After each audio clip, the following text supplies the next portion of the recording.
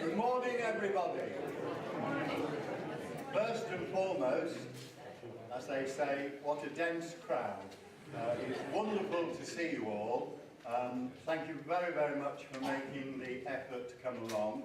We hope it's going to be interesting, lively, informative, and again, thank you for your attendance. As you know, last year's AGM wasn't the greatest, but of course it happened the day after the south was hit by a huge storm, and in fact the railway line from Watford was closed, a major landslip with fortunately no casualties, but even our staff could not get across to the venue, and we had at least 30 people who were unable to come. So it's great to see you all, and first and foremost some housekeeping notes. There is no planned fire test, so it will be denoted by a siren. We have 3 fire exits. Oh, sorry, where did I get that word from? 1 at the back and 2 either side, and the assembly points will be outside, and the hotel staff will come out to instruct you if any instructions are needed. Okay. There's a few people to thank. The Big Lottery Fund for their sponsorship, and we thank Mick Harper, the East Midlands Regional Chairman, for helping with that. Charles Stanley, who paid for the printing of the annual report and accounts.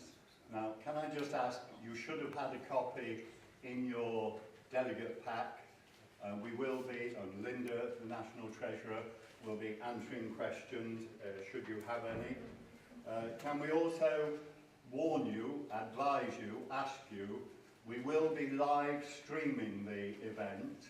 That's arranged by Beyond. John from Beyond is the gentleman at the rear. And, really? And does anybody have any objections to being filmed? Ring your agents now if there's going to be a fee. And also there will be a photographer amongst you taking photos for the bulletin. But please let us know if you don't want to be photographed. We've got to thank the people who are giving the talks and the workshops. Philip Miner, Ian Taylor, Alistair Kinnair, Not Just Travel, and of course Ahmed. Put your hand up please, Ahmed, who is at the back. Ahmed is our Head of Support Services, and he has brought the famous hedgehog wheelchair, which we hope is going to help members, help other people with disabilities, and I had a test of it yesterday and it's absolutely wonderful. Now, we've all got badges, and some of them will have a sticker on, and that means you are a member of the company. Because don't forget, we are a company limited by guarantee. So as well as trustees, and all these fine young people at the front are your trustees, you'll meet them later on, but we're all members of a company, and you'll notice you all had what I call the yellow sheet that came round. So those of you who have the sticker are able to vote. Unfortunately, please don't vote if you don't have a sticker. It's a legal technicality. If you get up to ask any questions, observations, information, will you please let people know your name and what area you're from or what branch you are from. A notice about lunch, because we're a large crowd, and that's absolutely wonderful, lunch will be served both in the restaurant and in the library. Okay? And I think most of you now know the toilets are just outside the door in which you came, but can I emphasise that door is not a fire exit. One or two other things. Can we just remember, please, those members who died during the past year, who are not able to be here. Lots of our members we now know are alone and housebound, and that is something that will come up in Ted, the Chief Executive, come up in his report, because a huge problem facing polios and other disabled people is the lack of social care. As an organisation, it would cost us £500,000 a year if we had outreach workers, carers, etc., which is not feasible. But again, Ahmed and his support staff, and you have Yvonne here, who answers the phone to many of you. Hand up, please, Yvonne, so they can identify you. Well done. And so it is something that's looming large in the work that we're going to have to be doing. Thanks again for coming. The next AGM will be on Saturday the 22nd of September, at the moment planned for the Holiday Inn at Ellesmere Port in Cheshire. You can keep your badge as a souvenir, and of course it has some details about the hedgehog on the back, so if anybody asks you questions when you get back to your branch, but we would like the lanyards, please. And also, don't forget to complete the evaluation form if you will do. And also, don't forget there's a goodie bag for you when you leave. And also, lots of you have used the sweep stall. It's all paid for, it's your money. So please clean the store out. It's going to be there all day, and take home some sweeties. So we now come to the official part. I'm just going to sit down a minute.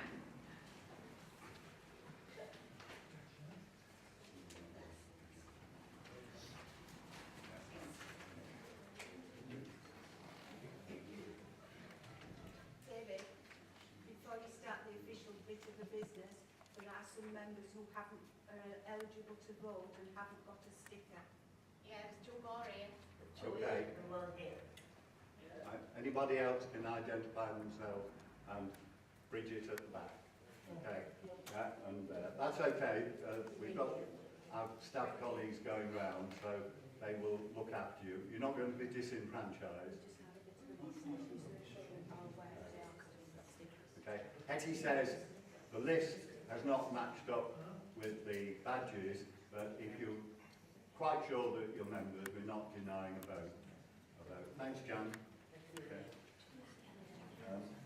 Do we have any apologies to be recorded? Yes, Jan. Jim Porteous, Maureen Brooke and Joanna Watson, all of Yorkshire. Thank you. Yes. Mandy, yeah.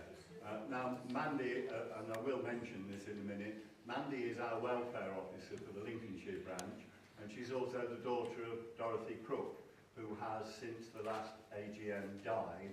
And as you know, Dorothy was a trustee for many years. Ted went down to be represented at the funeral.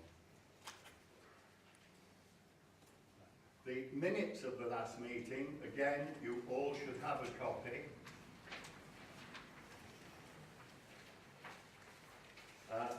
We don't propose to take questions at this stage because we've looked at them and everything not covered at the board meetings, which they will be reported back to you, and they're in the minutes as well. So everything, if you find at the end of this part of the AGM that we haven't covered things in the minutes of the last AGM, then please put your hand up. Now, we're going to ask Ted in a moment to go through the annual report, and then Linda Evers as National Treasurer will answer financial questions.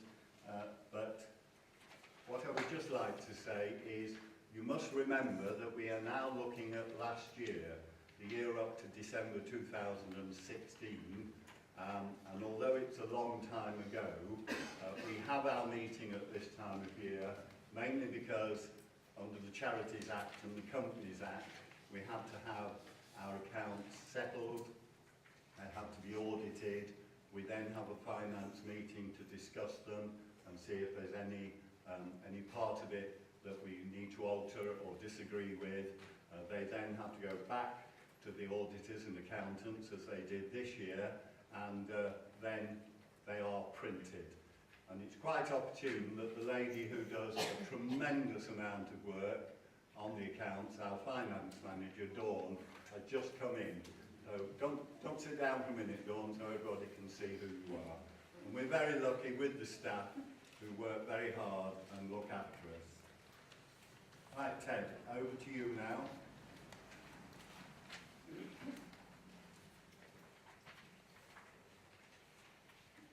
Ladies and gentlemen, colleagues, friends, good morning. Can I add my welcome to the AGM, and particularly those watching remotely on the live stream, kindly donated by Beyond PR, both here in the UK and I understand abroad as well. You're very welcome. Let's see if the technology works. Fantastic. Okay, before I speak on the annual report for 2016, I'd just like to set the scene. Research carried out by the Charities Aid Foundation in the summer says that almost 1 in 5 charities think their organisations are struggling to survive, and we too in the fellowship are finding the environment a difficult one. More than 80% of the charity respondents to the research said demand for their services had increased over the past year, with 85% saying they expected demand to rise even further. Of those that said they were expecting demand to rise, a quarter said they were not confident they could meet that demand. Major concerns included reduction in the government funding and reduced funding from external funders. We know Big Lottery, for example, has reduced its funding by £120 million. The survey also found that almost 2/3 of charities had restructured over the past year or expected to do so in the next 12 months. A third said they'd reduce or would reduce their staff over the same period, and 28% of respondents said they were reducing frontline services. So that's a lot of statistics, but what does that actually mean? Well, I think it's clear evidence that charities are facing the equivalent of a perfect storm, a category 5 hurricane, and believe me, I know a few things about those. With rising demand and increasing funds, of challenging economic conditions, with a public whose trust in charities is diminishing. In fact, that same research, people said they trusted their hairdressers more than they trusted charities. So against that backdrop, I'm absolutely delighted to tell you that the Fellowship is doing exceptionally well. At the AGM last year, the trustees were asked to address a range of conflicting challenges, to come back to this AGM with proposals on trustee election process, to address membership and the lack of engagement at the branch, to reduce costs and to increase frontline services. Your trustees also wanted to take that opportunity to set out a vision for the future, to look at the next 15 years and beyond, and to determine what direction to take now to meet that. And that was the main reason behind the surveys you had in the bulletin and online over the last year. But more of that later. I won't go through the successes of 2016 in detail. You can read that from the report yourself. But it was another year of progress and the development for the Fellowship, despite, as I was alluding to, some very difficult economic pressures. I won't steal the Treasurer's thunder in terms of financial progress, and as you hear, the Linda will report on that later. But what have we done? Well, as you can see, we've sought the views of our members on the development of the organisation, we reviewed services and structures, reviewed our marketing and campaign strategy, we've developed our support services, identified and secured tenants for our spare office capacity at Watford, we've identified new research opportunities, developed links with our European and international colleagues, and developed further the awareness of Post-Polio Syndrome. 2017. Well, again, we've increased awareness of PPS with GPs. We have a membership-wide consultation on a series of issues. We are saying secure tenants for our mezzanine floor, which generates income. We've cut our expenditure, and we've identified a new income stream. So I'm very pleased to say we're making substantial progress on our plans that we laid out for this year.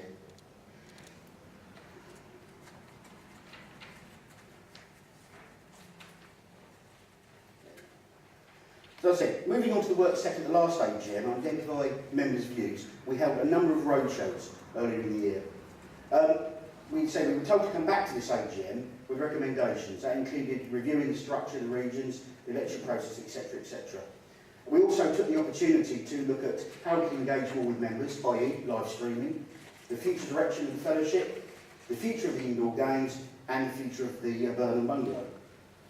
Well, how do we do that? Well, we looked at our current data, we looked at our membership profiles, we looked at where people lived, and what we knew about people. We also identified those people who actually use the internet in terms of accessing information. We ran the survey in the bulletin and indeed online, and then we completed that by a tour of the country. We had a number of events in Leicester, Chester, Gloucester, etc., etc., etc. So what were the results? Well, I have to say the actual involvement and uptake of the survey was quite poor at 3.6%, but it became very clear that we had a very good steer on what people wanted to do as members. So generally speaking, members do not want to consider any sort of merger with other organisations at this stage. That's not on the agenda. But what is clear is much more closer working on PPS with other colleagues, and certainly on an international basis. In terms of the election process, there was a split. With Scotland, for example, very keen on a regional approach, but that wasn't universally accepted. And the main thrust of the feedback was that we contain with our current process of actually electing on a national basis. They decided to retain the indoor games, but actually use the games on the Friday proceeding to have some sort of other event, and we have something planned for 2018 along those lines. Clear steer to retain the Burnham Bungalow. And there were a range of other ideas as well, which I won't go through now, but very small, minor improvements which we can actually move forward. So, what are the recommendations arising out of that? Well, clearly, 63% of our members are central office affiliated rather than branches, and they want to continue with that. So, while we try and encourage members to affiliate to a local branch and engage with that branch, clearly there can be no compulsion on that. It's a member decision.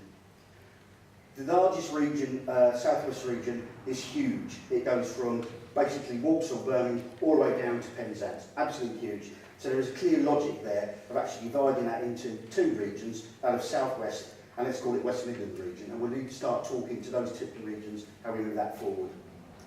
As I say, working more with others on post-polio syndrome internationally, but without a change to our members and arts. We can do that in the way we process and work now, so that isn't going to be a problem for us. There was a clear call that we should be contacting members more online, the use of email, for example. The survey identified that 83% of our members are actually able to go online, and indeed I'm hoping that many are watching as we speak, so we can actually engage by that process. To elect the trustees as at present, nationally, but to appoint a trustee to be a main point of contact for each of the regions, so that each of the regions feels it's got a particular issue that they feel is not being raised at trustee level, then there will be someone they can specifically go to raise that point. To continue with the indoor games, but with a review of that process as time goes on, really be led by our finances. To retain the Burnham Bungalow and to review in 5 years. Again, see what our finances say in 5 years' time and see where we are. There should be a regular feature in the bulletin from the trustees about what the trustees are doing, and you may have seen in the Rees decision, we've actually initiated that already. More information in the bulletin on grants and how you as members access our grants. There's issue around legacies. We know that 40% of our members have yet to make a decision whether they want to leave a legacy to the organisation or not. So clearly we want to explore that so members are aware what that process could be. And indeed, while we understand that most people want to take the bulletin in hard copy because it's something really nice to hold in your hand, if people do want to take it by email, obviously there is a process to do that and obviously reduce costs for us. Encourage PPS research. Well, that's something we're working closely with an organisation called Popsicle. That's taken off and that's going to be actually looking at polio and post-polio research across the world, and that's going to start taking a real effect from early part of next year. So maybe at the next stage we'll have something we'll talk about that. What we really want to do as well is develop social care work. We'll become very clear that our members are becoming more isolated, there's more difficulty out, and we need to try and find some way of engaging with those. I say perhaps the internet is one way of doing that. We haven't got the funds to enable us to have regional officers, as the chair was alluding earlier. The other issue was, do we have to have a membership? Well, a membership fee, sorry. Well, clearly we can do with that. We can do with the money. If people want to make a voluntary donation of £25 a year, that will be gratefully received. But as I say, there's no compulsion on that whatsoever. So that, Chair, was the results of the recommendations from the report. I don't know whether you want to take questions on that now, or on that particular aspect. Yes, we could take questions now rather than at the end where it might be a bit diluted. Archie. Resolutions passed at last year's AGM. Now, this had nothing to do with any roadshows or anything else. This resolution was passed at an AGM, was supposed to be taken away and the wording looked at and then put to members. This should have came into effect this year because it was passed at last year's AGM. What is going on here? Archie, as you said, we looked at a number of issues. The resolution was passed, the resolution was taken back to the trustees. The trustees agreed that it needed to be looked at. The trustees accepted that we needed to get more information on that, and hence the move forward to take the view of the country. They are the recommendations that come back from the national survey, and we're processing it. That's what the recommendations we're bringing back to you now, so we can get a steer for this, so we can take it forward. No, I'm sorry, the whole thing is wrong. There's a system that votes at an AGM. The system has disappeared here. This resolution that was passed, it seems to be trying to disappear. When a thing is passed at an AGM, it can only be, it's got to be brought forward. No choice in the matter. It's got to be done. Hi. I've got a question from the floor. Ask if there's been any increase in funds since the appeal. Yeah, go back to Archie. Well, I've no more to say to Archie, actually. The reality is, obviously, it was looked at by the Board of Trustees. The trustees accepted that resolution had been passed, wound it in with other issues that needed to be addressed, and then has brought it back to today for this meeting. Trustees haven't got the right to take that off the table. It's passed by members. In response to the question, sorry, you were saying? Has there been any increase in funds since the appeal? The appeal from the BBC, I assume it was relating to, we've had about £4,000 in as a result of the BBC appeal. The jury's still out, we might get some more, but I don't think it's going to be substantially more than that. So I think our figure in our head was about £5,000 or £6,000, so we're about £5,000 or £6,000. Coming back to Archie, as I said, last year's AGM was not the best. There were two resolutions. One, Archie, by the way, is Archie Layden, who's he's a trustee, and Archie was a trustee at that time, obviously from Scotland. There was confusion over the two, and a gentleman who is noted in the minutes made the suggestion that they were taken away and looked at and see if we could come up with a solution. They were looked at for the wording. That was the exact words. I knew this was going to happen. I knew this was going to go down this way. and it's completely wrong. It shouldn't be happening. I mean, you're going to have an answer to this because this is against all the rules. Well, Archie, I have answered your question. I don't think so. Well, I'm not going to say anything else, but that's the answer to the question I'm giving. So that's it. So That's- memorandum and articles don't matter. The resolution was passed at the last And then checked out by the AGM trustees. to go away, the AGM, to the trustees to look at it and come back to this meeting, and that's what the trustees have done, Archie. Trustees haven't got the power to do that. That's what I'm trying to say. They can't take it away and change it. It's got to be as the resolution was laid down. Trustees can't change it if it's passed at an AGM. But that's what was done, Archie. They It was should- agreed to go away. I'm sorry, and come they back. That's what have was got agreed, no Archie. right to do that. It's got to go as a resolution that was passed. It must. It's a working against regulations.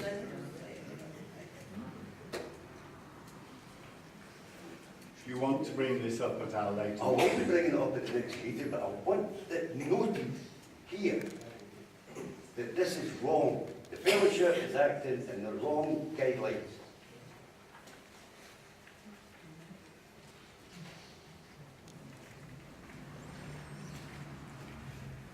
I don't think anything was done deliberately because, no, honestly, because it came out of a very confused meeting. We were trying to find the way forward. Okay, Pat. No. Lady, with her hand up. Oh, she's-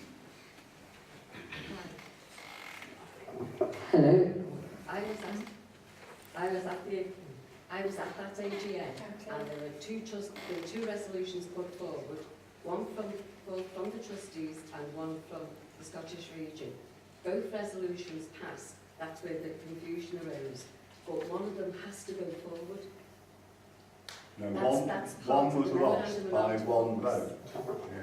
Well, So the other one, They were both passed. to go forward for discussion, was what we At understood. the AGM, if one is deemed to have gone past, that should be passed.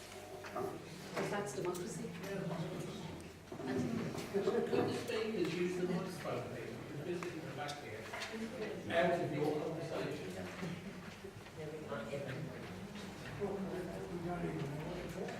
Anybody else wishing?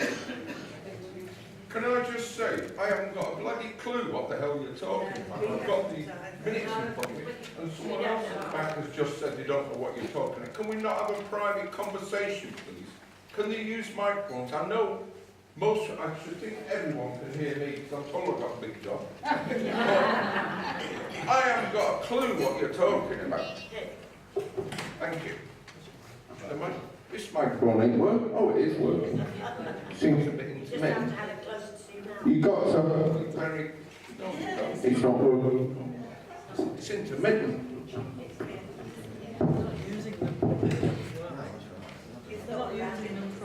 Right, to the gentleman, we're talking about, Archie has brought up, as a member, as is his right, the fact that there were two resolutions put towards the last AGM. Yeah, were we talking about the first resolution or the second resolution?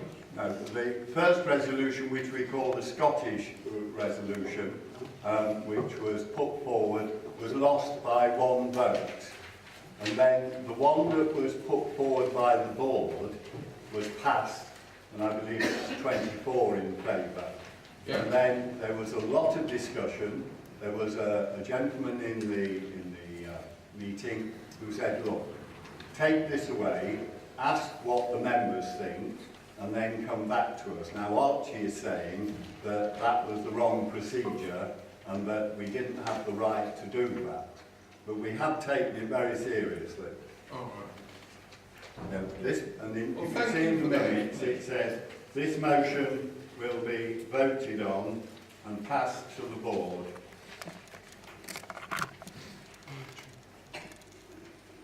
Archie. when a resolution is passed at an AGM, it goes with the meaning and the words of that resolution that was passed, which means it has to be enforced.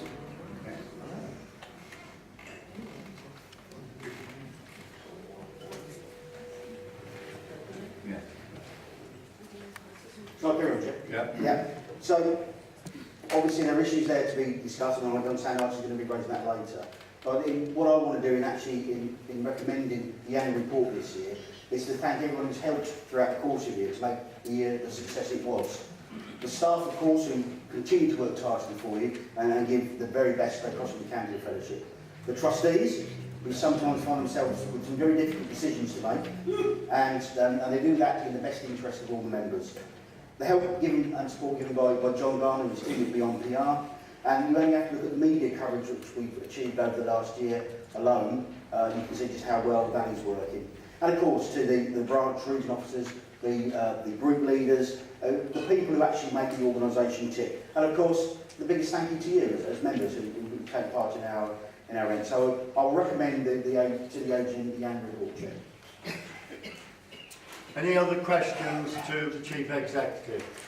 Pat? Ted, could you explain what Housekeeping means, please? Oh, it's Post-Polio Syndrome Centre for Lifelong Excellence. It's it's another charity that is in the process of established, and that's going to take on board research and clinical excellence on polio, PPS, from across the world. That's going to be established as a living organisation in the very near future, and with a bit of luck, it's going to be established very close to offices in Watford.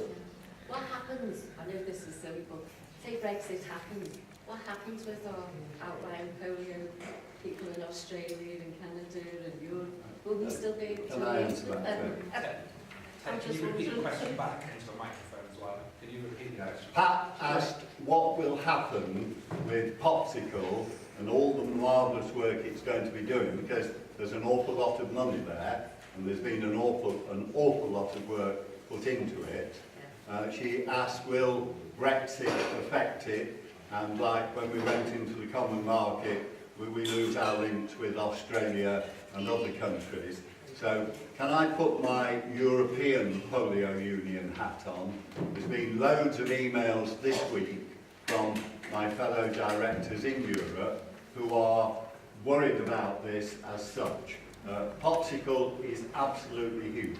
If you knew the amounts of money involved, they're not coming to us, but we're hoping to work in with them. They're going to have their own chief executive, their own staff, and their own high-profile advisors.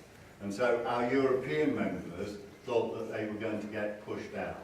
But Brexit is not going to affect things, and I'm looking at young Bosick here. As you read in the bulletin, we went over at a very cheap rate to Lobach in northern Germany, to the EPU AGM, the European Polio Union AGM, and all these questions came up. But we are stronger than ever. The British Polio Fellowship is very well thought of, mainly because we're the largest organisation in the European Polio Union.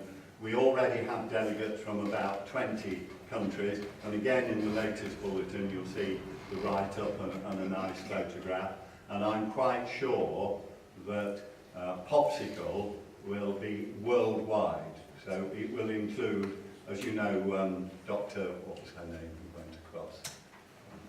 Oh, no idea. Frances Quinn. Oh, okay. Yeah, and she went to Sydney to be part and parcel of the Australian part, because as you know, Australia was devastated by polio. I'm sure you've all heard of the famous Sister Kenny and the film that they made, etc. So Popsicle will actually bring us together. At the moment it's a bit divisive because we're not quite sure, and I can say this without giving away any confidentialities, because of the amount of money involved, we've got to be registered in Ireland, in Brussels, and somewhere else, I believe. Yeah. And at the moment, they're looking at money laundering. They're wondering where the money's coming from. So there's loads of legalities, but there will be a big announcement about Popsicle. And it's quite exciting because although the Americans, quite rightly because of Bill Gates, the Americans are still on with eradication of polio, but here in Europe and other countries, we are now looking at the dreadful problem of post-polio syndrome. And so hopefully Popsicle will, as Ted has mentioned, our link with the medical profession, the GPs, you remember the doctor who came to the games, hopefully that will help, but Popsicle will take it to an even bigger level. Because there's 1 million people post-polio in Europe, and between 15 and 20 million people post-polio throughout the world. We have a young Peter come up from London. Peter caught polio as a baby in Burma. So, you know, we are worldwide. The reason I was asking is that we do have a post-polio network in Scotland, Yeah. but we seem to have been hit with that world at the moment. Yeah. We used to know about it. Well, Hilary Boone is at the back, who runs the Polio Survivors Network, which is obviously one of our members. So the more people who can raise the message, especially of PPS, the better. Do you remember the figures in the bulletin? 86% knew about Parkinson's, 85% knew about multiple sclerosis, 84% knew about motor neurons, and just 7% knew about post-polio syndrome. I'm not decrying Parkinson's, but there are as many post-polios in this country as there are Parkinson's sufferers. Can I just say, there are a lot of clinical commissioning groups now around the country that commission orthosis and, you know, what their money is spent on. And there are patient participation groups. Is that better?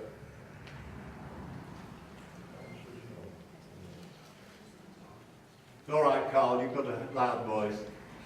Right. There are patient participation groups all around the country, which I'm a member of the Northampton one, which is named Clinical Commissioning. And they, can you hear that better or not? There's no mic on it. Keep talking, is that working? Right, I'll carry on without the mic then. Because if you become a patient participation member of the clinical commissioning group, it's a back door of a way of getting to the doctors and to the hospitals to let consultants know about post-polio syndrome. And in fact, I've asked it to be put on the agenda at the next meeting of the clinical commissioning, the whole Northamptonshire group. And I will give them the documents from the British Polio Fellowship and produce copies, and they can distribute them from inside then clinical commissioning then. So every doctor's practice in Northamptonshire can get one. The more you can do in your own branches and just as an individual, and I know that you do it, to raise awareness of post-polio syndrome. I'm lucky, my doctor was from Pakistan, his mother had polio. She still managed to raise 4 sons who are all doctors, so she must be very proud. But maybe Ted could just explain the link we have with the Royal College of GPs, because they do now, at the click of a button, have access to what PPS is, something they've probably never heard of before. Yeah, yes, Chair. It's basically work which we've engaged in this year, so it's not reported from the AGM of last year. But we were instructed to go away and make greater links with GPs. And one way we decided to do that was talk directly to the Royal College of GPs. And through a number of conversations, we were able to design and launch an online learning module for current GPs and would-be GPs. So GPs coming through the system now will have the access to know a little bit more about PPS. So all GPs now, theoretically, will have the opportunity to learn a little bit more about PPS and what it means in reality for 120,000 people in the UK. As one example, I saw my own GP early this week, and she said, just tell me to remind me what you do. And she said, oh yes, I remember now. And then she said, oh yes, I saw something actually from the Royal College. So there is proof, I think, that what we have done is actually got out to GPs. And while we've got a long way to go, we are actually now making that information more accessible to these GPs. And hopefully, when you go in and see them, they might have a greater understanding of what you're talking about. And if they don't, direct them to the learning module on the Royal College website. They can access it for free. It brings up speed. It's about a half-hour learning module, and it's certainly worth a half-hour lesson, Chair. More questions to Ted, gentlemen? Could you say who you are, please? Nigel Parry, Kent. I've had occasion to consult with surgery recently about PPS, and two of the doctors there certainly hadn't heard of PPS and weren't aware of the module. I wasn't aware of the module. But you're doing this for the GPs to be aware, which benefits our treatment. What steps are being taken to make the healthcare professionals who act as assessors for PIP aware of the effects of Yeah. We, as you may recall, we produced a document 2 years ago now, which is about the management of PPS, and that's been sent, and the ancillary workers, the healthcare professionals who describe them, have access to that. So there is access now to the best information there is on polio and PPS. We're hoping that will be enhanced with the work the Proxy Group is doing. In terms of the assessments, yes, Ahmed at the back there is certainly in discussions with the people at Department of Pension and Works, and in fact we've been approached to assist those assessors on how they can improve their knowledge of PPS. So yes, we are making direct contact with the Department of Pension Works on that.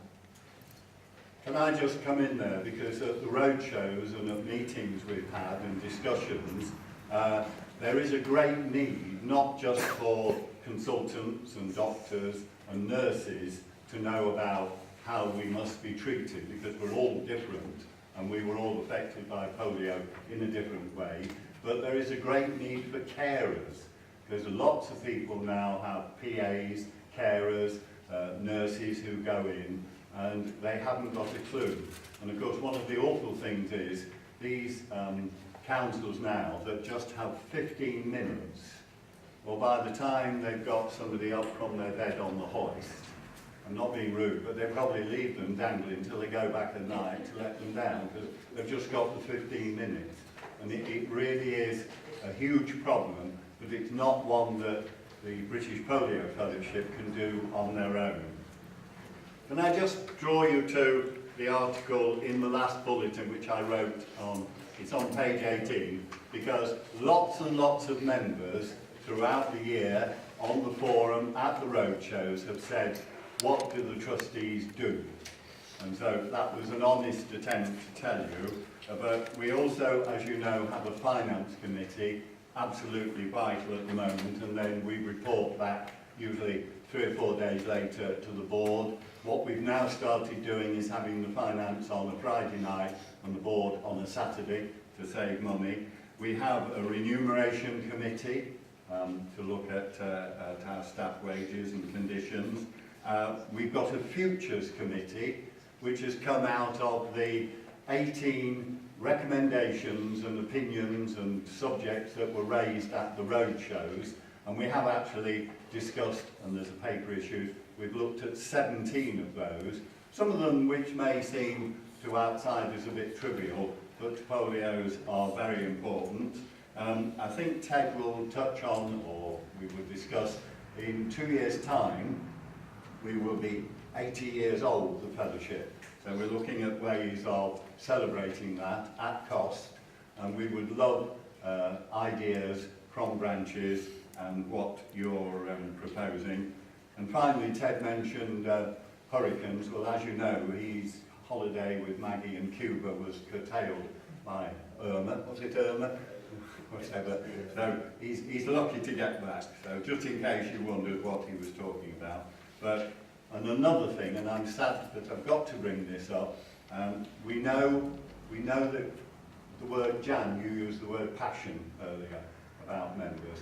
We know how passionate you are, and we know that when you go home you think, oh, excuse my French, think, bloody hell, you know, what's being done for us? So you get passionate, but in the last year we have had online and in emails an awful lot of nastiness. Now, the trustees are all big boys and girls, but when you get an email that says, what are those cretins at head office doing, that is wrong. And the forum is, we do have monitors, there's just been another little incident. When you come here, yeah, shout, scream, jump up and down, because that's what the meeting is for.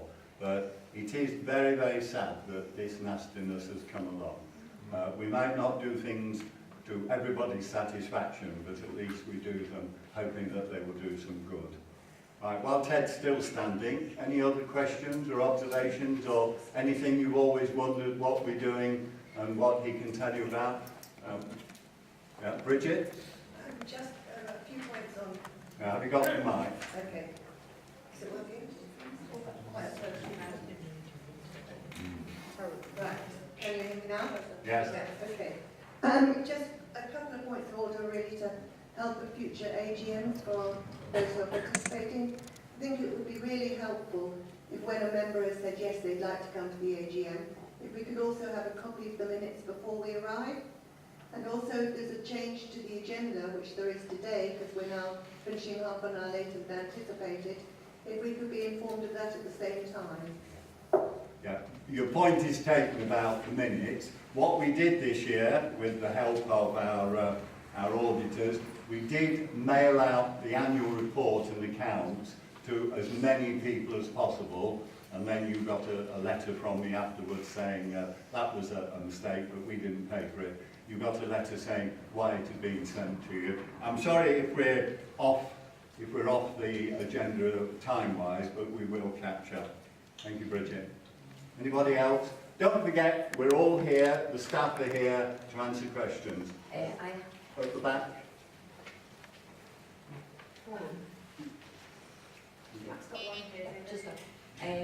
I had an experience and got in touch with the patient opinion via online, and it's absolutely wonderful because your complaint, or you can complain, criticise, or you can say what a wonderful job they're doing. But this patient opinion is looked at by people from the ministry, government, and they do come back to you and let you know what they think, and they do arrange to have a meeting with you. This is invaluable. I'm not being rude, but is this just in Scotland, or is it? It's just in Scotland. Is it just in Scotland? Sorry. That's okay. I thought it was everywhere. At the back. A bit of a... But the 2015 accounts, it shows that we seem to have lost over 2014 to 2015 about £1.1 million. The accounts didn't seem to give enough detail to explain why that reduction existed. Do you want, so would you like to bring that up to the National Treasurer? And we'll try and get the microphone going. I'm sorry about the mic. Okay. Right. Somebody online asking a question. Yeah, sorry. Wait for mine. Another question for the forum. If Microphone's not working. I'm really sorry, we're just having problems with them. We're trying the best we can. I'm going to try and speak as loudly as possible. Yeah. Yeah, sure. Another question from the forum. If the South West is to be a region, given the RDO was let go, I presume that means regional development officer, are there very few, and there are very few groups, how will this work? The answer is we don't know yet. As I say, we made the observation that that's the largest of the regions. It needs to be split. It makes absolute sense that the South West Peninsula is a region in its own right. We need now to discuss with members how we actually make that work. And I think, as David was alluding earlier, yes, we lost earlier this year the regional development officers for Scotland and indeed for the South West. Due to finances, as David Living was telling us, £500,000. We don't have the money, it's as simple as that. So what we need to do is look at how it works in other areas. Yorkshire, for example, and I know Jan's talking later on today about how the welfare, for example, works in her neck of the woods. So we can actually maybe duplicate that model. Jan?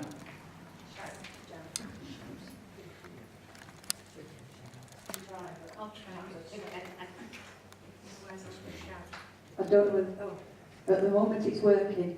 Really simple questions. We keep being told that we're short of money. And I've asked this question before. Why are we still wasting money? And at the end of the day, I just think it's down to decent housekeeping. It's silly things like I've no idea how many of those flyers were sent out to say, watch the Lifeline programme with Dan Snow.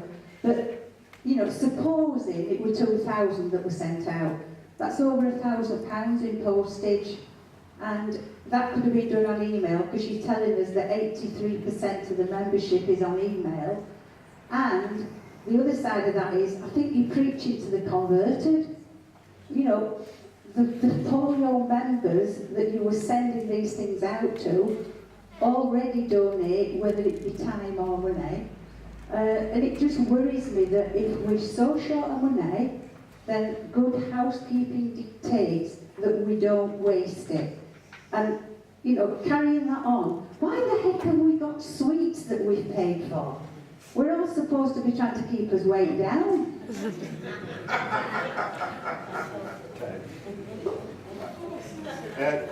I'll bring Crippen in, but what happened with the appeal, the BBC gave us a date towards the end of September, and so everything was going to go into the bulletin. It was already set and printed, and so, as you notice, we then backtracked a bit. But then when we realised that the bulletin would land on I actually got mine on the Monday after the Sunday, so it got there very quickly. One of the problems we have with postage is that the post office will deliver the mail, and they say that it's being delivered as per the contract, even if it arrives a fortnight after it's posted, because it goes to the regional depots. So a decision was made to try and infuse, yes, as you say, possibly, Jan, to members who were activists, just to say, tell people, and I know somebody who rang 3-4 of her friends, as I did with my family, to say, look at the television. Over to Crippen though, because were you responsible for it going out? Yeah, so we wanted to encourage as much viewership as possible. It didn't go out to a vast number of people, I'll be honest with you. We did it all in-house, we printed it as cheaply as we could. But you still posted it. Why didn't you send it on email to this 80? Oh, they did send emails. They did send mine, or Pat's, or Trustee's, or Anne's. No, sorry. You know, we didn't actually. I'm not being funny, but that's £5 I've saved already. We didn't send this notification by email, no, actually. We did email corporates and people like that, not to membership. We felt having some piece of paper would work better, and that was feedback from the BBC as well, that if you send something out in the post, it would probably work better.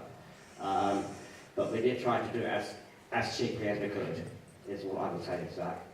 I think, all in all, on that, we took the advice of the BBC, and clearly in hindsight, you know, we didn't get as much as we thought we'd go into as a result of that. Right. Andy Mack is one of our trustees. Thank you. Morning, everybody. Can you hear that? Yeah. Just to make observation on the appeal, recognising the amount of money that we've generated so far is not earth-shattering, but I'm, for one, hoping there's going to be a bit of a burner effect on this, that if we just got 20 new members in, for example, that could be £400 or £500. But actually, in terms of the impact in terms of legacies from new members, publicity, the new film Breathe that's coming up, actually this could be the start of something big. So hopefully, I've been a lot of campaigns, small donation could lead to some big returns, but you have to measure it over a period of time.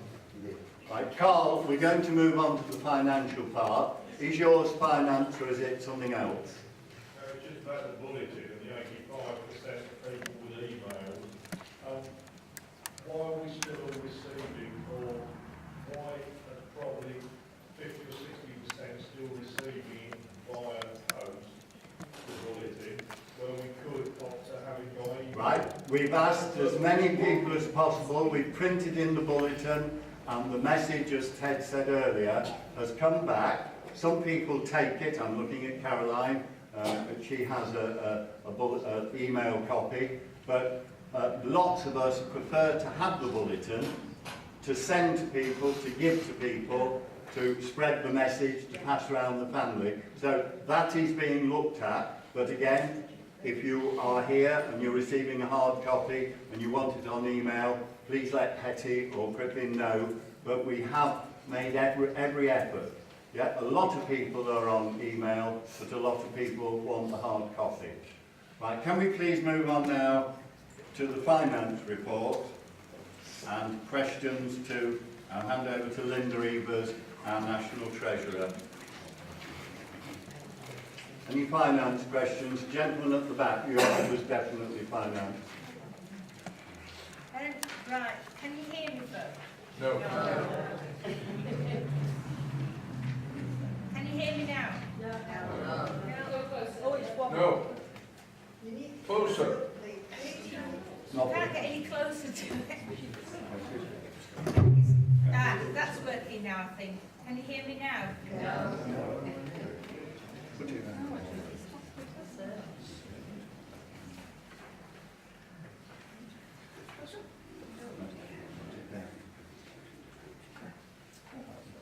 Can you hear me now?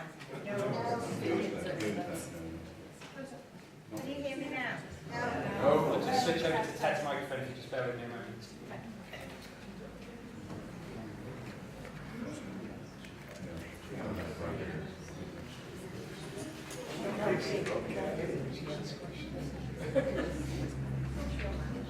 Can you hear that? That's okay. Right. Okay. Right. Well, this is my final act as your National Treasurer because having served as trustee for 9 years, I'm required to stand down for at least 1 year. So I'm honoured to present to you the annual accounts of the British Polio Fellowship for the year 1st of January to the 31st of December 2016, which does seem like a long time ago. Throughout the year, the Finance Committee continued to meet regularly to review and investigate all aspects of fellowship income and expenditure, comparing both against the budget which we'd set at the beginning of the year. The total income for the year of £831,763 was £134,489 more than in 2015. However, also, the total expenditure on charitable activities of £1,024,847 was £59,276 less than the previous year. And the cost of raising the funds was £108,906, also a decrease of £26,236 from 2015.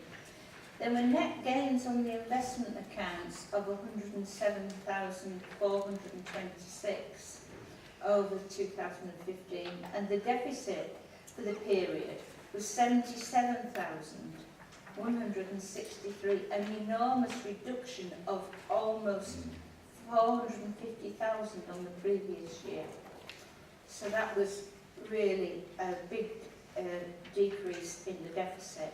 And once again, we were able to offer the loan unit interest for the year at 3%, which I think most people will really think is pretty good, because if you can get that on a bank account these days, you're doing pretty well. I wish I could put my money into it, if I had any. The value of the property at the exchange has shown a further increase in excess of 10% over the year. And by the end of 2016, we found tenants were part of the mezzanine floor, which actually is now fully occupied, which is bringing us in as an income. And of course, we're now saving in excess of £75,000 a year in rent and other allied costs, which we don't have now. Our other major asset, the Burnham Bungalow, which is really appreciated by a lot of members. The occupancy rates continued to rise over the year, particularly with the reduction of the costs in the winter months, which encourages increased usage. And in fact, this present year, it's actually been fully booked, which is brilliant. As members will be aware, one of our major sources of income is from legacies, and it's the one item for which we cannot budget. We don't know. For instance, in 2016, the amount we were notified from legacies was just over £407,000, which was more than double that we got in 2015. However, as I've mentioned previously, the Charity Commission requires that we account and record legacy income when we're told that we've got the bequest. But it may be some considerable time before we actually receive the income at all, because it takes a long time sometimes for estates to be wound up and property sold off, etc. So what happens, we've got notified legacies in income, but then what we haven't had from them is in the debtors figure that you'll see on the accounts, and sometimes that looks as though we don't chase up people who owe us money. It's not that. We just have to record it that way because we're bound to do by the Charities Commission. In conclusion, I would recommend these accounts to you and would ask if anyone would like to propose adoption of the financial statement. And anyone wants a second? Ada? Became detached. So, can we have a vote on? We will take questions, obviously. Yeah, this is just the adoption of the accounts. So can we have a vote? All those in favour of adopting the accounts? And anyone against? Anyone opposed? No. Okay. Okay, thank you. Right. Questions to the National Treasurer? And I'll try and answer them if I can. Yes. Yeah, well, I don't need one, but never mind. Yeah, I just wonder why... Sorry, could you say who you are? Oh, yeah, sorry, Philip Morris from Bristol. I just wonder why, looking at note 16, I hope you don't carry £5,468 in cash in the office. If so, that's one hell of a lot of money. And also 276,439 in bank current accounts. Well, as I know, well, I don't know, but my current account pays sod all in interest. That's one hell of a lot, £250,000. Right. Can I answer that question? The second part of that question, first of all. The amount in current accounts covers the amount in the current accounts of all the different branches and regions. Oh, right. Every branch and region, and some groups have bank accounts. They will carry a certain amount of money in those current accounts. We do try and persuade branches to keep minimal balances and put anything else into loan units, which they can get back at any time, as you could, you know, yourself moving money about. But we've got a lot of branches and a lot of number of regions, and it adds up. Right, we don't have all that money in our own current account. And where was the 5? Cashing out. Which page are you looking at? Page 28. Yeah. Note 16. Yeah. Note 16. Yeah. Cash. 5,000. Again, that will, because these accounts are done on a snapshot basis. It could be that that day, particularly, we've received a large cheque in that's not got as far as the bank. Because the accounts are written on the 31st of December, and it's the picture at that particular moment. And it may be that that cash has just come in that day's post. With Linda's indulgence, can I just tell you that somebody said, are these head office accounts? No, they're the accounts of the whole of the British Polio Fellowship. Now, Dawn, who's come to the front there, ready to answer, Dawn sends out, and all branch treasurers, as I am, you will know that you receive from Dawn her marvellous spreadsheets. Some people send them back straight away, others are not so quick. And then Dawn has to reconcile all of those and then bring them into the main body of the accounts. And that is why we were asked, why don't we have our AGM in February or March? Well, of course, the accounts have got to come in, and then I explain the process with the accountants and then the auditors. It can be quite involved, there can be questions asked. The auditors always issue, if you wish, a certificate with various questions which come to the trustees. So it is quite long-winded, but as Linda has said, that cash is mainly, and I've got a printout, that cash is mainly what's held on.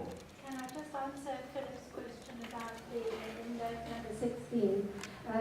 Short-term deposits are what's held with us with the Charles Stanley investment. I'm lost. What page are you on, Dawn?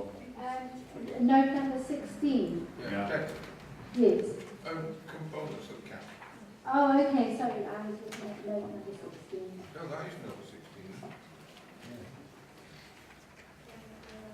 Page 28. Sorry, I was a bit confused.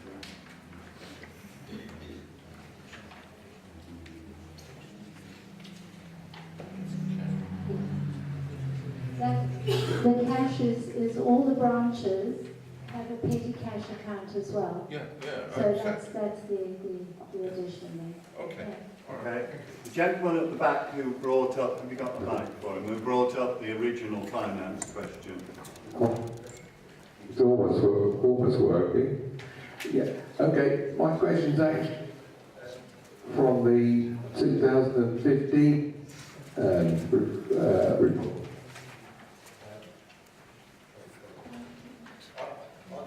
I'll just speak up. On the 2015 report. Can you hear me? The 2015 report, it showed that over 2014 and 2015, we seem to lose about 1.1 million. The trouble is, it's unclear to me just, what was happening. Linda will tell you now, young man. The 2014 to 2015, it covers the period when we purchased the property at Watford, and it comes to the movement of money from investments into property. So the money is still there, but it's in property, not in... Yeah. If it's part of total access, then whether if it's okay if it's moved, but then the property is worth that. So the property is divided into two portions. One is the cost, the actual property part that we inhabit as an office, and the other portion is in a separated out as the investment portion, which is where we have our office, above tenants, and we have it tenanted. So that the building is split into two separate portions for the purposes of the accounts. I still don't really understand that, because if you've got, say, just to give a hypothetical example, if you've got £1 million investment and you then go liquidate that and buy a property for £1 million, then the accounts should still say we've got £1 million. That's what. So the headline figure appears to show over 2 years that we lost 1.1 million. I just don't understand it from that point of view. If you look at page 30, then you've got fixed assets and you've got the loan unit, investment fund and project fund. Other unrestricted funds, that's the Metcalfe fund and things. So we've got 2,279,000, etc. So it's just moved from one part of the account to the other. But hasn't the 2015 already been agreed? Yeah. No, it's a valid question. It looks like we've lost No, but that was between 14 and 15. And the other asset we have is the Burnham Bungalow, which is still at the old valuation, but the Chief Executive did ask an estate agent in to value Watford, and that has appreciated quite a lot. So we haven't actually lost money. Hope there isn't a property crash or anything. I think they'll also find 2014-15 was the pension review, the change of pension, which it was 2014-15 would actually pay out in that. Yeah, we did have a large, but thanks for the reminder on that, Archie. Yeah, well, and we came out, well, Ted will tell you, we came out of the pension fund and we had to pay, how much was it? £250,000 to get out of it, but we could have faced huge liabilities had we stayed in. Andy? Well, thank you. Thanks to my various trustee colleagues who've all made good points, and just to, one additional thing to add, that clearly as trustees we give this a lot of attention at the Finance Committee, and whilst investments can go up and down in value, so can property. It so happens that we appear to have made a good investment in the property today. The value has accumulated a lot, and I think with the Brexit that was mentioned earlier, creates a little bit of instability and some uncertainty in the financial world, but actually as trustees we have a responsibility to safeguard our assets, and property is a pretty good long-term bet on that basis. Okay. Any other questions to the Treasurer? Just one point there. Under on page 27, percentage is invested in category, London Stock Exchange. Can you give me an example of what alternatives are? What alternative list is 12.6% of total investment? I can't honestly tell you off the top of my head. The percentages that we have given on here are as they are given to us by Charles Stanley, who provide a very detailed description of exactly what we've got shares in and that, but exactly what they call alternatives, I'm honestly not sure. Well, I've never heard of that before. It's not market investment. But we can get that information for you. I'm just interested. Yeah. I'm just interested in what they are describing as alternatives. I'm not absolutely certain. I don't think it's cash under the mattress. Then asking Linda if I can come in. Charles Stanley, a very, very respected firm.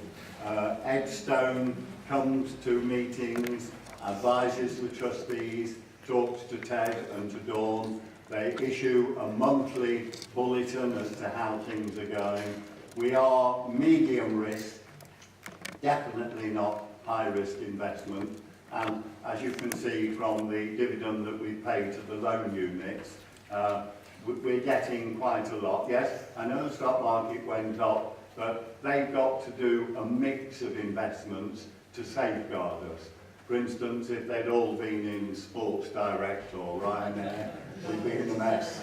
So we do rely on them, Carl, very much. But Linda will arrange for that to be explained to you. It's just been pointed out that there is a London alternative market, so perhaps they're referring to the London alternative market by that. Okay, yeah. Any more questions then to Linda? That's right. Thank you.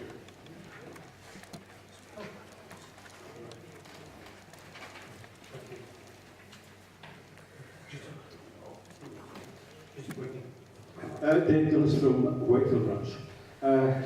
David, you sent out a letter to say that these are complicated financial aspects which to an extent throughout all regions and branches.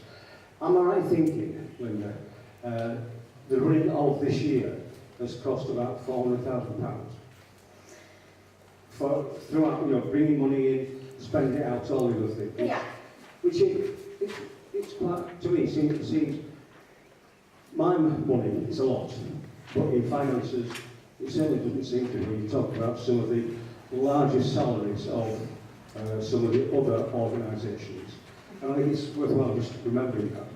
If that is correct, am I right thinking that, Linda? Thank you very much indeed. Thank you. Can I say to you that we have a board meeting immediately afterwards. You'll meet our 2 new trustees, or 3 new trustees, and can I also say to you that cutting costs, watching spending, it really is paramount. Yes, we've got to grasp the nettle, as they say, because we are not receiving the income that we used to have. And Dawn sent out a very interesting paper just last week showing from 2011, I think it was, how much the branches brought in by your wonderful work, flag days, coffee mornings, whatever you did. And then also, especially Berkshire and Leicestershire, received 2 huge bequests. That went down a year later, and in the 3rd year there were no bequests, and in the 3rd and 4th year the branches were spending more than they received. But that is symptomatic, I think, of most branches. There are 160,000 registered charities in England and Wales. There are also a huge number in Scotland. As you know, we're registered in Scotland under a separate number. And also, something I found out the other day, there are thousands of small unregistered charities. And Ros will tell you, Diane, Dawn, Ted, the people who are here, that now the trust funds that we apply to, they've got such demands and their funds are dwindling. So it really is difficult, and that's why legacies are so important. But for anybody who's been in business, or anybody who's run a household, doesn't matter how much you've got on paper, it's the cash that you need to keep you going. And that is our biggest enemy. Can we thank Linda very much then? Linda, next one, appointment of auditors.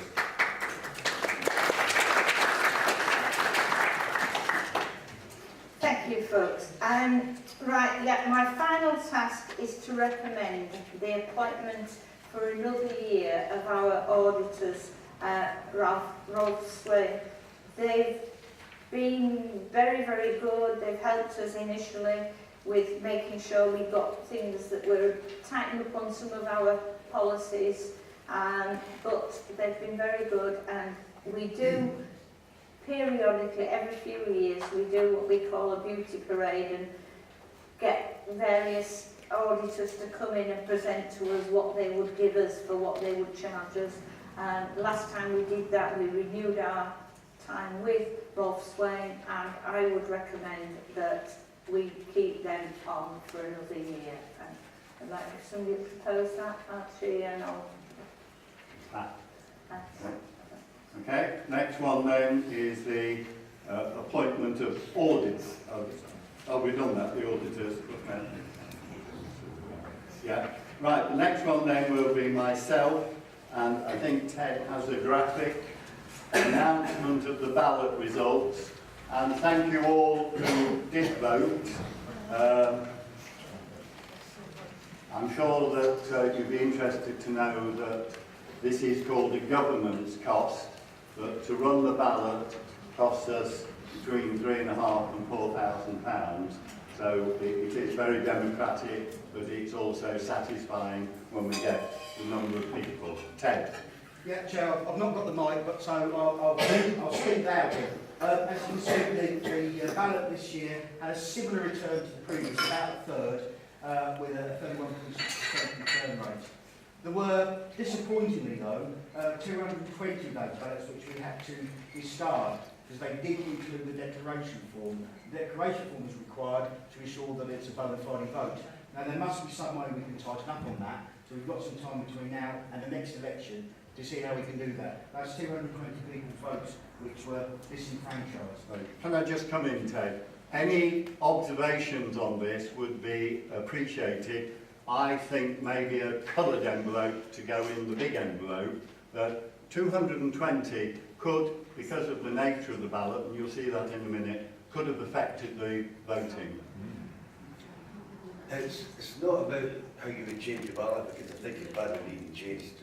This is twice within a big number of spoiled votes.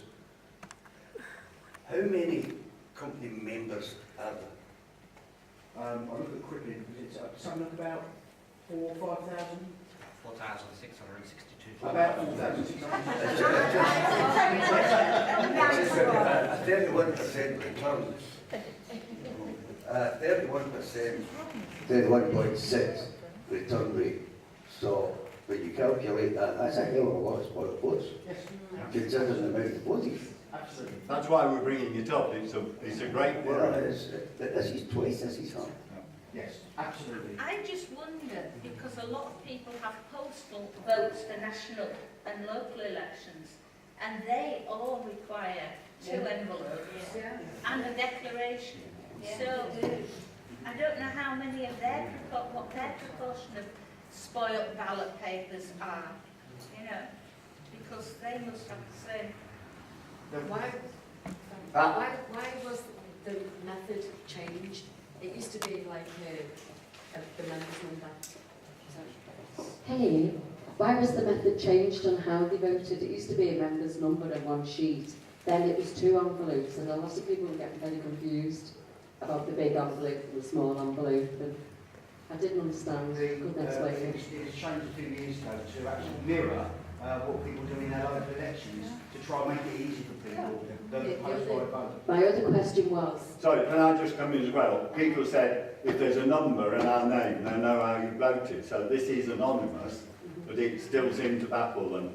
Well, I think the Madam Chair is we need to do something to address it, and we have got some time to do that. As you can see, there was one score for vote for no one at all, one score for vote for more than 3, but there were some messages included with the ballot papers, and 3 of those messages was the lack of female candidates. Well, Chair, there's very little that trustees can do about that. Members need to stand, and hopefully male and female candidates will put themselves forward in the future. Chair, can I just ask Ted to move to one side, because you can't see it, you stood in the way. Thank you. He did eat a lot on holiday, I can tell you. Cheese and ham sandwiches for a week. But they're the results, Chair, as you can see. 3 elected. David Mitchell, who was re-elected to stand for another 3 years. Andy, who joins us for the first time on the Board of Trustees. And Archie, who's re-elected after his year off. Obviously, the other votes are there for you. So Peter, David, Manoj and Vic were unsuccessful on this occasion, but did, I think, very well in the votes engines. So Chair, they are your trustees. So, moving on, can I now introduce all of our trustees? I will just ask them if they can just to stand. We'll start with Jones Bozzick. Okay. Gwenda, who joined us last year. Aidan Linton-Smith, who returned by public demand. As you know, Aidan was National Treasurer for many, many years. Okay. Andy Gilliland from the successful champions of the indoor games in the Northwest. Okay, Andy. I'll just take that. Well done, Paul. And then we have a problem now because we now have Andy Mack, who joined us last year, representing our youth wing. So they're going to be called Andy G and Andy M. Another gentleman returning by public demand, Archie from Scotland, who's always made a wonderful contribution. And then sitting next to Archie, looking very pretty today, is Christine. And as you know, Christine is the widow of Gordon Lum, who was very, very, very famous in the fellowship, and Christine's proudly carrying on his work. Okay? Right. Now, very quickly, because we seem to have had a lot of questions, but are there any questions to the trustees or the chief executive, including myself? Any questions? Anybody? Oh, yeah. Richard. I'd like to have you all realise that my wife, Hillary, has completed a 100th newsletter for Post-Polio information, and I think she deserves recognition for that. She does.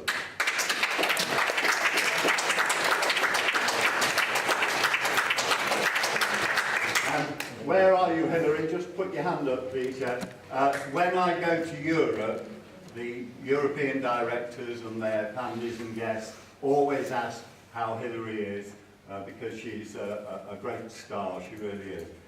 Gentleman again there. Thank you. Dave Gillis again. One thing that was mentioned earlier was about the games next year. And also, from what Ted was saying, the future of the games. Thinking of next year, you said an extra day of expense for the Friday. I don't know how that's going to work or whichever, but would it be more prudent to ensure that it was put down to 2 days and kept on for a further year at least? I'm thinking the cost of setting up doing the things on a, say, a Friday, which is normally either a working day or other things like that, which you've got to get in early to get it done, which could take a further day of expenditure. It would be better if it was put to another year. Ted will answer you, but I think the thinking behind this was if we're going to have the people there and we have some kind of information event, we can get funding for that. I think that was originally, but Ted will answer your question. Yeah, indeed. One of the things that came back from the survey was, as so many people were in the, as so many people were coming back on the. We're better if you speak up, just shout. I've got this back again. Andy, I've got this back again. Yeah. So. The feedback that was coming from the survey was that while people are already earned Leicester for the games, it made absolute sense to use that Friday for some sort of event. We've negotiated with Sarchi's, the One Last Push campaign, to actually run an event on that Friday. So in fact, we're not only saving money, we're actually raising income on the day. So it makes absolute sense to do that. But the future of the games, I think, is secure. Indeed, that's something for the Games Committee to look how they want to run it. But I think it was very clear that one of the key messages coming out from the survey, the games must continue, and I think that was very loud and very clear. Yes, I forgot to mention we have a Games Committee. Sorry, Christine and everyone. But I think that I personally, when you go into the atrium of the Marriott and you see all our fellow polios arriving, the greetings, the camaraderie, the affection, I think it's absolutely splendid. Mick, do you have your hand up?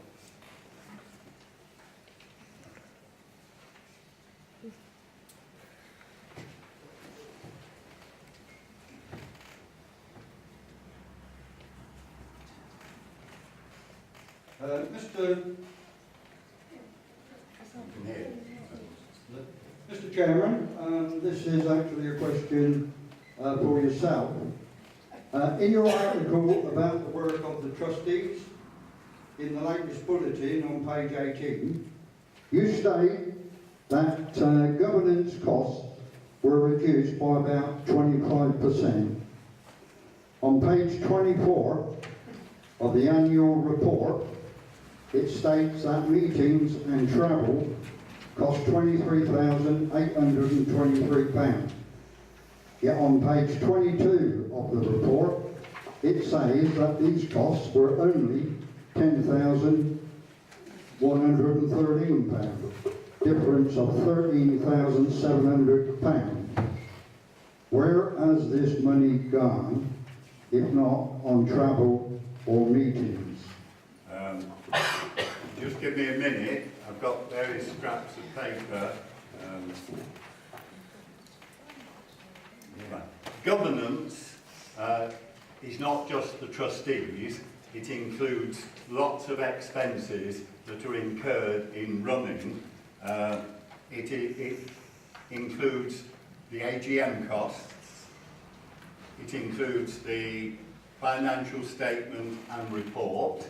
But again, this year we're lucky because our auditors have paid for it to be sent out. It also includes a certain amount of travel for which we had a budget when our lady doctor went to the World Polio Conference in Sydney. That was, we had assisted payment with that. Our chief executive went to New York, which he did report back on, because we thought we were going to be taken up by the Americans in partnership about post-polio syndrome, but it was all about eradication, which is fair enough. And then I went last year to Piastani, to the European Polio Union. I only spent half of my allocated monies, you know, a 1.5 hour train journey for 90p because I was over 70. I thought that was good. We pay a small amount for EPU membership. We pay to belong to 1 or 2 trade bodies. We pay costs for the pension scheme and pension advice, and when a new member of staff joins, then we have to have that proper advice.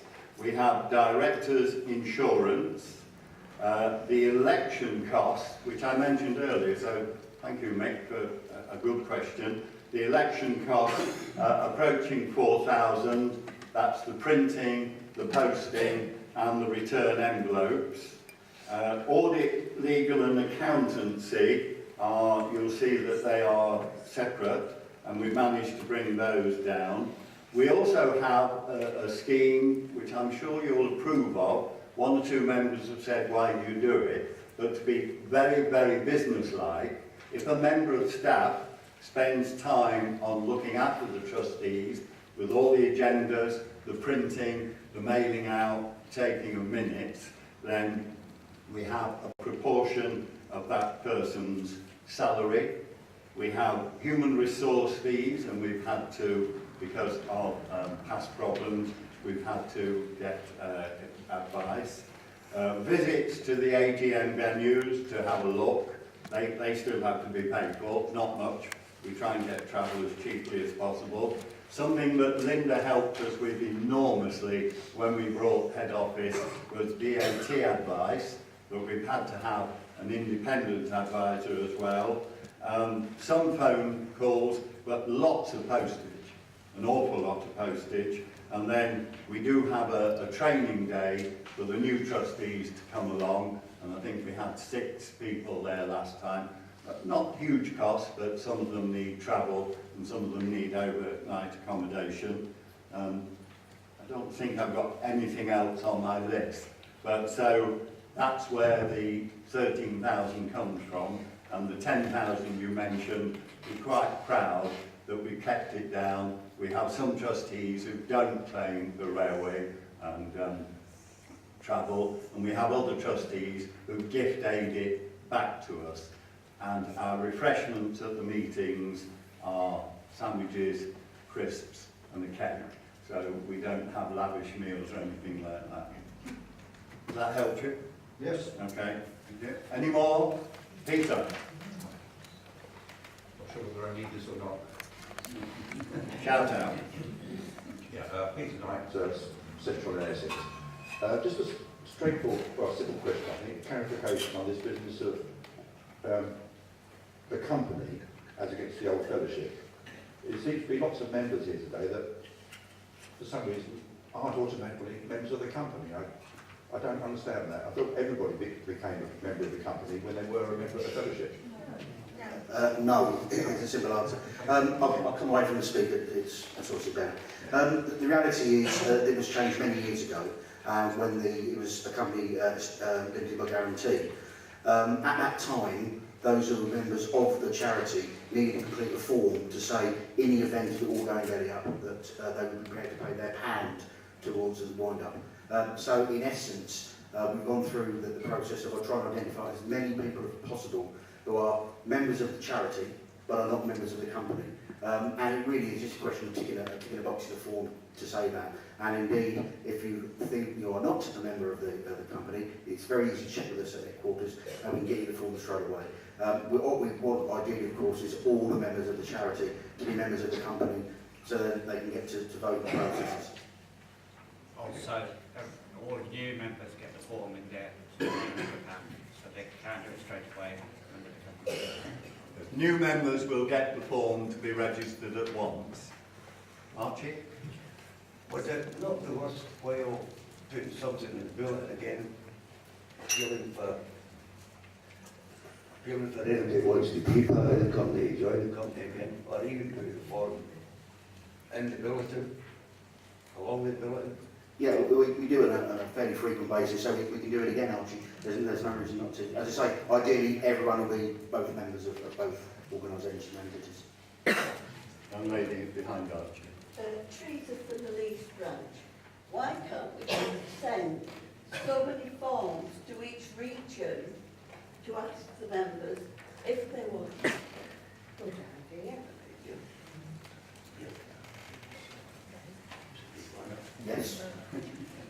Okay, to the secretary. Yeah. Okay, right, well, that will be done. Right, Bridget? I noticed that 63% of our members are not members of a region. Yes. So,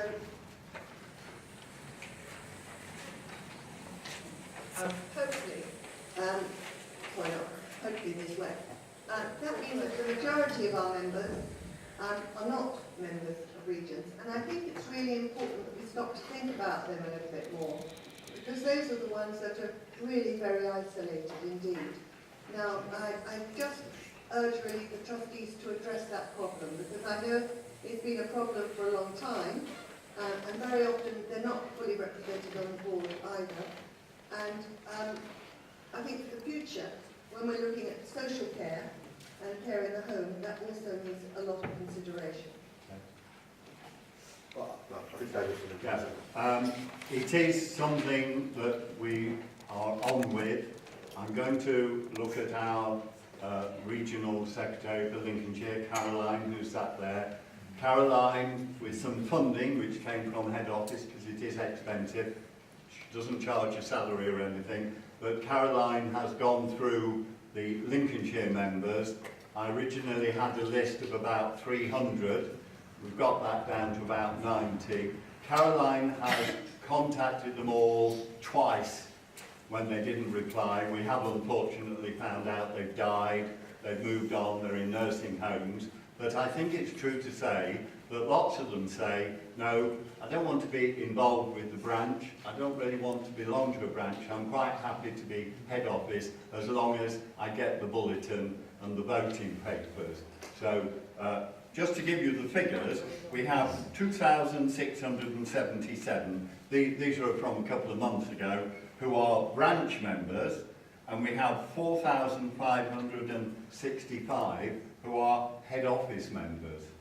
And for instance, home counties, they have 253 affiliated members, and they have 1,152 central office members. So there's a huge imbalance. Bridget? Yeah, that's really my point. I mean, thank you. I've been to the games, wonderful event, fantastic. But it does mean that we as a fellowship are paying far more per member, or more benefit to members who are attached to a region or to a local branch than those who are central office members. And those are the ones that I think need an awful lot more support, because they don't have the fellowship behind them. And I mean the fellowship of the fellowship, the friendship and the ongoing support. Archie? In Scotland, when we do a mail out, we mail out to every member in Scotland, whether they're branch or central office members or anything else, to make sure that central office members get the same as branch and group region members. Most central office members do not want anything at all. I can respond to Archie on that one. For home counties, we don't get that. Yeah. But it can be done through the bulletin, certainly again, to say, and on the website, you can get the map and press the button and find out.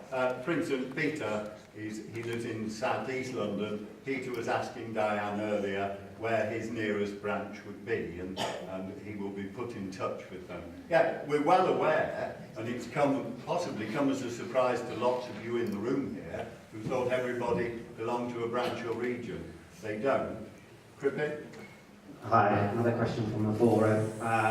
In this electronic age, why so much postage? Well, I think we tried to address that earlier. I was going to say, we've identified that 83% now of our members have got access to the internet, so clearly we want to try and be more vibrant. Indeed, the very fact that you're able to ask this question remotely is evidence that we're trying to move things forward. But as pointed out by Bridget, there are so many of our members who will be not engaged with it. It's trying to find a way to do that, balancing with the fact that we have, we need to ensure that we've got the budget to do it. So that's one of the difficult tasks for the trustees for next year, put the budget together, is how we cut up that particular bit of pie to ensure that everyone gets a fair crack of it. Jan? I'm going to come back on the one that Crippin's just said. We're back to this, my thing, wasting money. It has been known by several of Yorkshire members, myself included, that we will have 2 items of mail delivered on the same day from central office in 2 separate envelopes. So why haven't we got some very basic office system of, I know in old times it was the post room, but to be honest, a few boxes scattered around with regional names on, and we're still in the situation where we are getting some members with 2 bulletins to the same address. I've heard the argument that if it's 2 members who don't talk to each other, they might not pass the bulletin over, but I'm sure we could get round that with a single letter with 2 signatures that says, we do share the bulletin and we only want 1.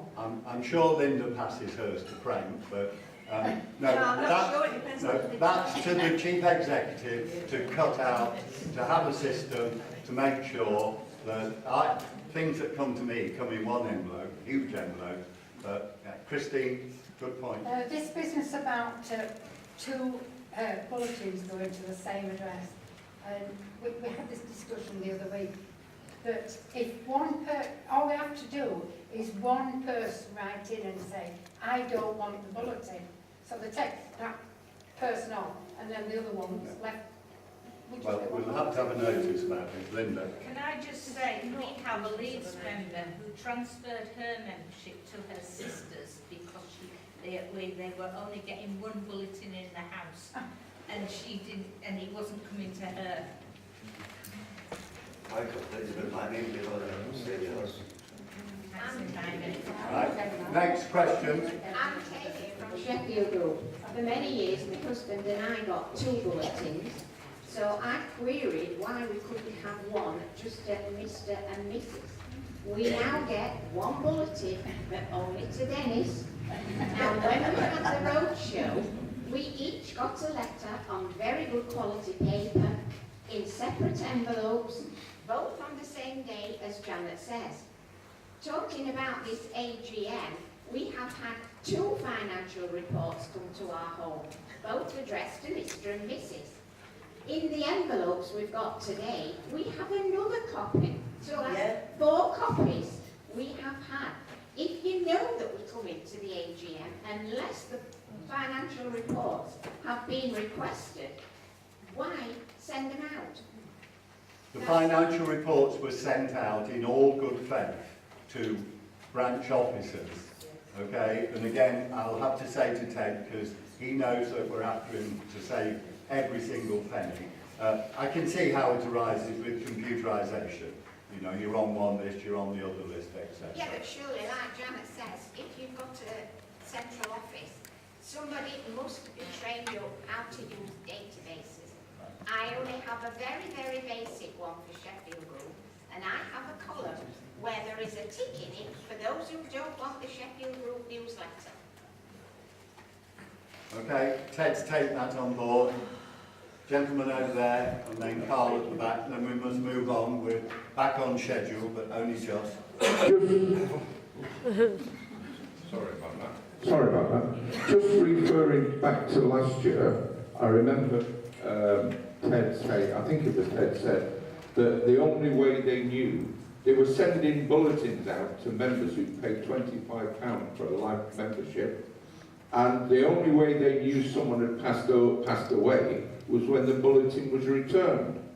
Well, I suggested at that time that perhaps you should pay, people should pay, I can't stand that, people should pay £5 a year if they wish to receive a paper copy of the bulletin. And I brought that up at the Gloucester Roadshow as well, because £5 in this day and age is, what, £1.50 a copy if you go to Costa or something.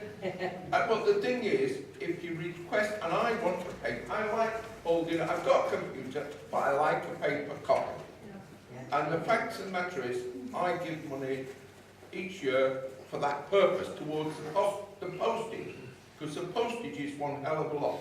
But I would also say that I brought it up at the roadshow, and I hope you've done it.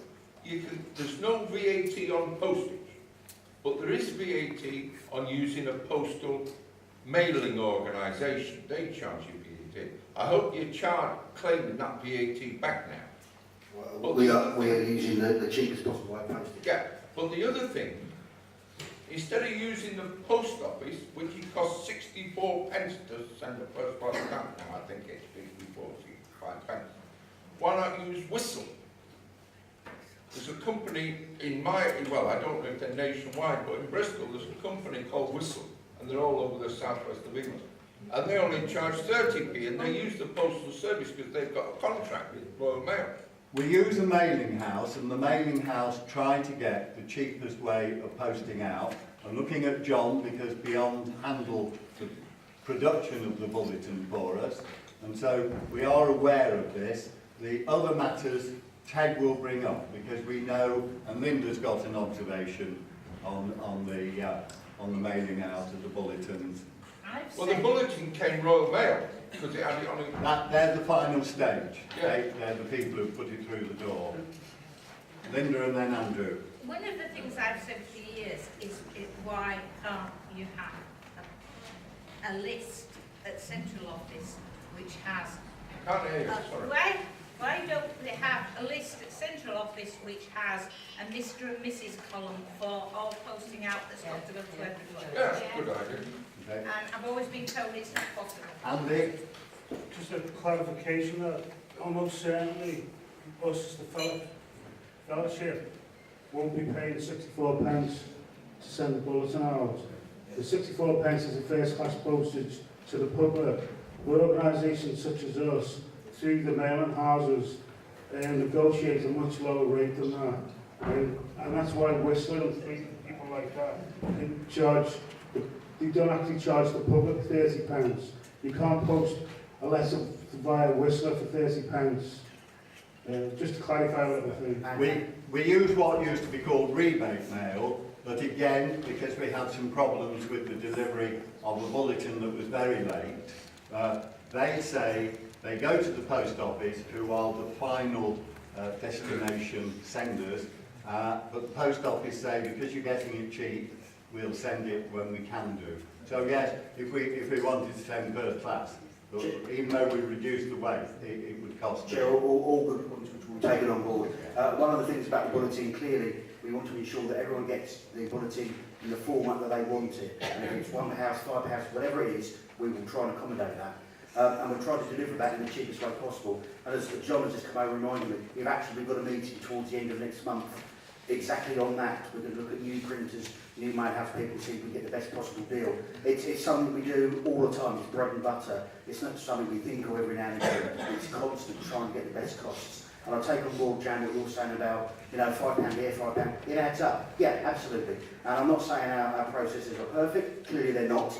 But we do our very best with the resources we've got. We haven't got enough staff. That's the reality. We have not got enough staff to do what we're currently doing.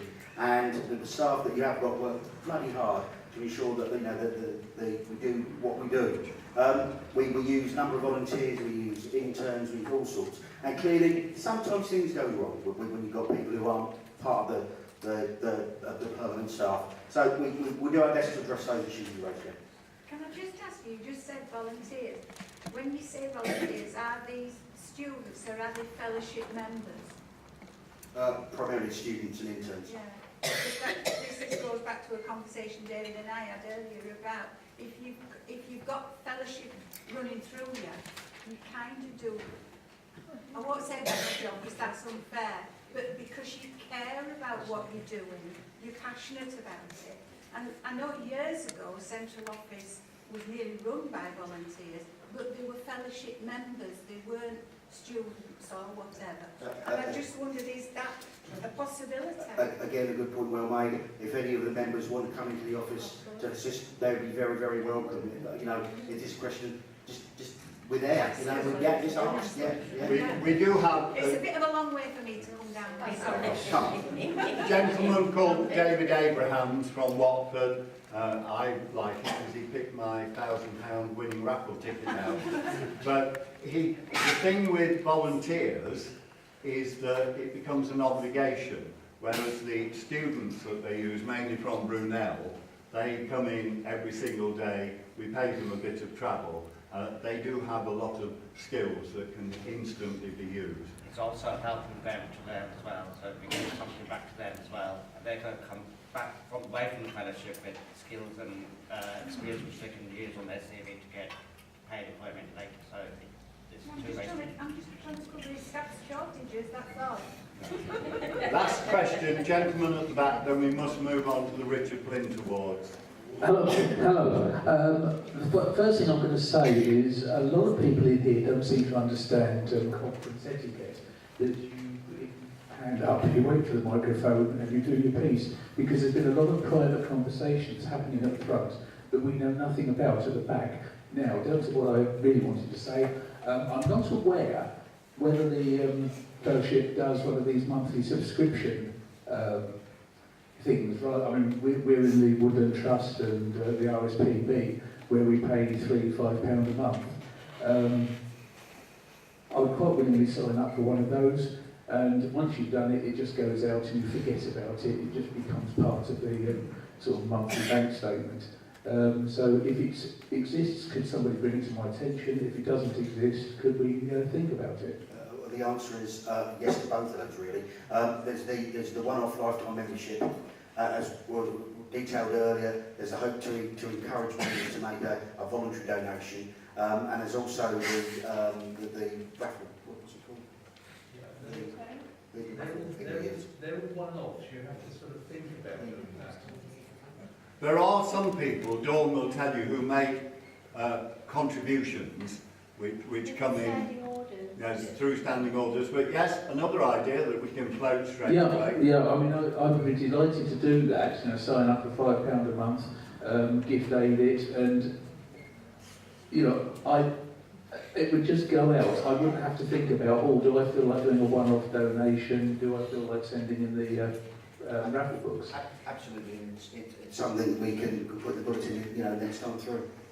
Right. I've got a bit better get. So I'm Alan from the King's Lynn Group. We must move on now to the Richard Flint Awards. You did promise me. Oh, sorry, Carl. Okay. I got this up by about 4 or 6 people. Quickly, was serious consideration when you give a £5 contribution to the bulletin? Can that be given at some time? That consideration. But that wasn't my question. My question is, in the survey we had among all members some time ago, we had the Bernard Bungalow, the National Games, that's been discussed. Has anything been discussed about the third thing that was in there of importance, which was possible amalgamation with another group of disability groups? Yes. Now, Ted, you did say you were speaking that you can speak to the SSI. I just wondered what results you had from there. Our conversations with the Independent Society were not very fruitful. However, yes, in the report earlier, as I say, the feedback was very clear from the survey that while people were very keen to work in closer partnership and cooperation with other organisations, merger was not really, you know, on the agenda at the moment. So, yeah, closer working relationships, partnership relationships. Indeed, I say we're working with Sarches and we're going to be getting some money as a result of that, but no to a merger. We work very closely with the Neurological Alliance, at local and national level because they're our tenants upstairs, so we've got that. Right, the Richard Flint Awards, the winners are for poetry, and they're at the back on the, out on the table. A lovely poem from Patricia Rice. The art was won by Elizabeth Baker, and photography by Violet Rowe. Unfortunately, none of them can be here to receive their awards, but they have been informed and they're all very, very happy. I don't know if anybody can tell us how many entries we had. Was it quite substantial, the entries from members? It was an increase on the previous year, and it was in the end about 55. 55, so that's not bad at all. Right, we now come, please, just before, and we're back on track, for the Barbara Wood Awards presentation. We're going to ask young Linda here to do the honours. And by the way, it sounded as if Linda's leaving the country, going to North Korea or somewhere. No, she isn't. It's simply that the rules and regulations are that after the 9 years she must stand down, but I'm sure we haven't seen the last of her at all, and her input and her wisdom. So the Barbara Wood Award, the non-polio member, is a very famous lady, and if you've met her you will never forget her, is Blanche Ingold Bateman. And of course Blanche organises the, although they've stopped now, for 30 years Blanche organised the sale of the programmes at Brentwood and the Royal Albert Hall, and she is a very formidable lady, my word. You don't cross Blanche, or if you do it at your peril, but she's been a great friend and supporter. She and her late husband were world champions. She ran a very successful dance school. She has an annual ball which raises many, many thousands for charity, and we are acknowledging her as the non-polio member. But fortunately, we do have with us the polio member who's sharing the award, and he's a young gentleman that for the past 4 years I've had the great pleasure of working for, selling the programmes at Brentwood. Now, if you're not aware of the Dance Championship, the International, they have 2 days of heats at Brentwood. They go on from 8 in the morning till midnight, sometimes beyond midnight. There's 1,000 competitors on each of the 2 days, and then the winners go forward to the semi-finals and finals at the Royal Albert Hall. The Royal Albert Hall is amazing, is astonishing, is absolutely wonderful for those of us, again, who go and sell the programmes. But Brentwood is a bit like a battlefield. There's lots of backstabbing, there's lots of elbowing out of the way. It's very, very competitive, and people from all over the world. And we were honoured, and I know there's many people here who will have helped in the past to sell the programmes. We were honoured to be able to do that. We're waiting to see if they've got a new charity. I did write to the lady managing director from all of you to wish them well in the future and to thank them for helping us out over the years. Thank the staff, Diane, Crippin, and all the staff who were involved, because it's quite a massive exercise. And so, Linda will present the Barbara Wood Award to Polio Fellowship to young Peter Knight.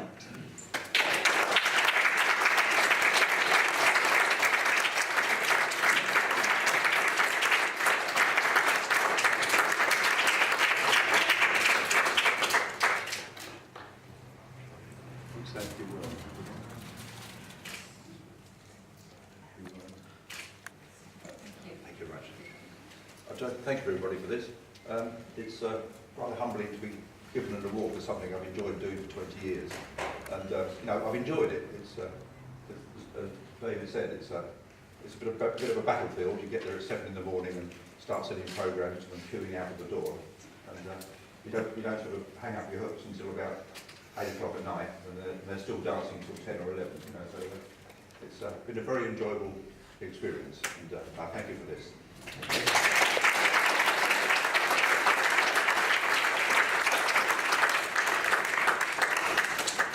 Right, we're bang on time. If you have any questions to ask, yes, of any of the members of staff, they are circulating about. You've seen all the trustees, and we congratulate congratulate Andrew and myself and Archie for being re-elected. And I can tell you, you've seen already, we don't all sit and say, oh, isn't it wonderful? We do argue, we do make decisions, but they come, as Jan said, a bit of passion, they come from the heart. Now, my last job is to present something to young Linda, who has served us so well over the years. Linda is supported at all times by Frank. He is her Prince Philip. He walks behind her and guides her. As you know, Linda has a son and 2 daughters and 8 grandchildren who she loves very much, and she's involved them. You'll see the planting of the seeds and things like that. She's a great supporter of the Burnham Bungalow, and for the last 9 years she has done us proud. And so we're not saying goodbye. What's the word? Au revoir. Just we hope that you will bounce back. Linda has to stand down for a couple of years until the next election, but God willing, she will be back to help us. So on behalf, Linda, of everybody here and all the other fellowship members, especially in the county of Yorkshire, I hate mentioning Yorkshire from Lincolnshire, but we have to, but all the members, to thank you very, very much for what you've done for us.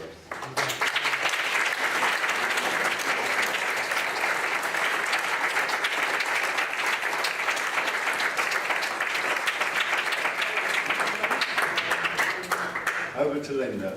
Can I just say thank you to everybody for all the support I've had. I've really enjoyed the 9 years. Sometimes I've been tearing my hair about things, but I hope I've managed to put in some work that's helped and helped take things forward. And yes, I hope that in the future I will put myself back up for election, and maybe people will want me to come back on.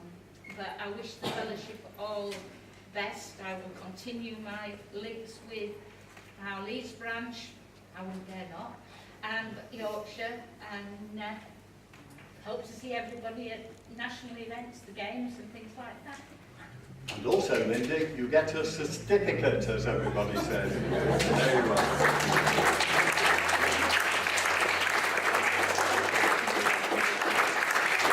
Once again, everybody, thank you for coming. Lunch, as you know, will be in the restaurant or in the library. Those who turned up unannounced, you're more than welcome. It's wonderful to see. I'm not sure how many we're up to, but it's wonderful to see you all. Hope we've answered some of your questions, but we're all here if you've got further questions. So it's lunchtime. Yeah, back here for the workshops. Well, 2:30 we're introducing the film and then the workshop.